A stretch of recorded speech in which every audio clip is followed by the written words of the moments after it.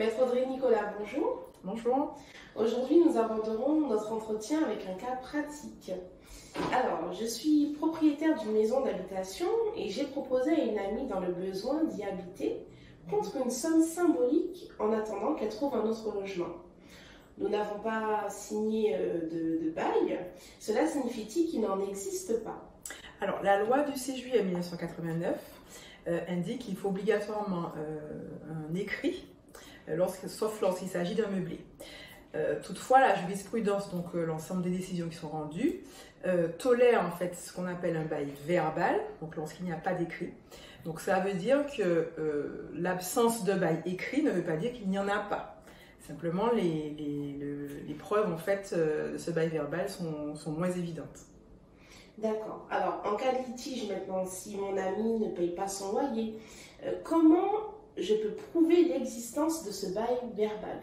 Alors, il y a deux choses en fait qu'il faut savoir, c'est que le bail verbal peut avoir un commencement d'exécution ou pas. Alors, quand on parle de commencement d'exécution, c'est si le locataire a pris possession des lieux, par exemple, où il a commencé à payer un loyer.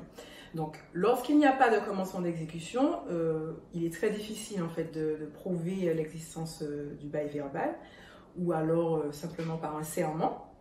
Donc, on ne peut pas utiliser de témoignage, par exemple. Par contre, lorsqu'il y a eu un commencement d'exécution, donc on utilise, en fait, les tribunaux utilisent un certain nombre d'indices pour prouver en fait ce bail verbal. Donc, par exemple, l'occupation des lieux,